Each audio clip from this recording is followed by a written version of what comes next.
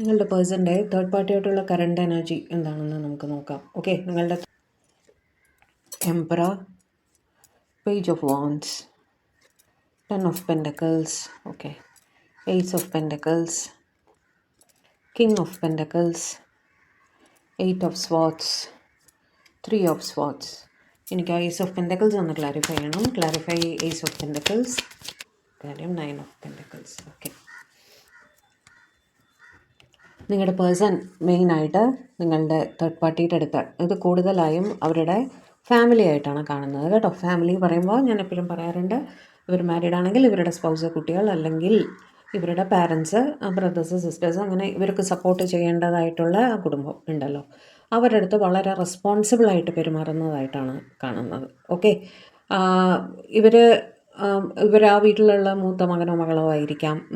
അങ്ങനത്തെ സിറ്റുവേഷനിൽ ആ വീടിന് വേണ്ട കാര്യങ്ങൾ നോക്കി ചെയ്യേണ്ടത് ഇവരുടെ ചുമതലയാണ്. ഫൈനാൻഷ്യൽ റെസ്പോൺസിബിലിറ്റി അവർ വളരെ കൃത്യമായിട്ട് തന്നെ അവിടെ ചെയ്തു പോകുന്നതായിട്ടാണ് കാണുന്നത്. എല്ലാ കാർഡ്സും തന്നെ അതാണ് സപ്പോർട്ട് ചെയ്യുന്നത്. ഓക്കെ, പേജ് ഓഫ് ഫോൺസ് വെച്ച് ഇവർ തമ്മിൽ ടോക്കിംഗ് ടേംസിലാണ്, പരസ്പരം കമ്മ്യൂണിക്കേറ്റ് ചെയ്യുന്നുമുണ്ട്. ഓക്കെ, കമ്മ്യൂണിക്കേറ്റ് ചെയ്ത് റെസ്പോൺസിബിലിറ്റീസ് കറക്റ്റായിട്ട് ഫുൾഫിൽ ചെയ്താണ് നിങ്ങളുടെ പേഴ്സൺ മുന്നോട്ട് പോയിക്കൊണ്ടിരിക്കുന്നത്. ഫാമിലി സ്റ്റെബിലിറ്റിക്ക് അവിടെ ഇമ്പോർട്ടൻസ് കൊടുക്കുന്നുണ്ട്. സാമ്പത്തികപരമായിട്ടുള്ള സഹായമാണ് ഞാൻ ഉദ്ദേശിക്കുന്നത്. ഓക്കെ, അവിടെ വളരെ കൃത്യമായിട്ട് തന്നെ അവർ ചെയ്യേണ്ടുന്ന കാര്യങ്ങൾ ചെയ്യേണ്ടുന്ന സമയത്ത് ചെയ്യേണ്ട പോലെ ചെയ്തു പോകുന്നുണ്ട് എന്ന് തന്നെയാണ് കാണുന്നത്. സ്വന്തം സേവിങ്സിലും കൂടി ശ്രദ്ധിക്കുന്നുണ്ട് കേട്ടോ. പുതുതായിട്ടൊരു ബാങ്ക് അക്കൗണ്ട് അങ്ങനെയൊക്കെ തുടങ്ങി കാണണം. സ്വന്തം കാര്യങ്ങളിലും സേവിങ്സും കൂടി, സ്വന്തം പ്രൊട്ടക്ഷനും കൂടി അവിടെ ശ്രദ്ധിക്കുന്നതായിട്ട് കാണുന്നുണ്ട്. ഓക്കെ, കിങ് ഓഫ് പെൻറ്റക്കിൾസ് ജോലിയിലേക്ക് കൂടുതൽ ശ്രദ്ധിക്കുന്നതായിട്ട് കാണുന്നു.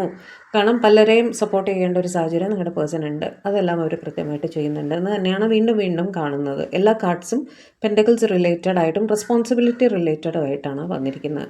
എന്ത് തന്നെ ചെയ്യുമ്പോഴും ഇവർക്ക് ഒരു ഒറ്റപ്പെട്ട ഫീലിംഗ് ആണ് മനസ്സിൽ. ഓക്കെ, റെസ്പോൺസിബിലിറ്റീസ് ചെയ്ത് പോരുന്നുണ്ട്, പക്ഷെ മാനസികമായിട്ട് ഒരു ഒറ്റപ്പെടലാണ് അവർ ഫീൽ ചെയ്യുന്നത്. 3 ഓഫ് സ്വാർഡ്സ് വെച്ചിട്ട് ഒരു പക്ഷേ ഒരു caste, culture, religion, social status difference ഒക്കെ മൂലം നിങ്ങളുടെ പേഴ്സണെ നിർബന്ധപൂർവ്വം ഇവരുടെ ഫാമിലി നിങ്ങളിൽ നിന്നും അകറ്റിയിരിക്കാം.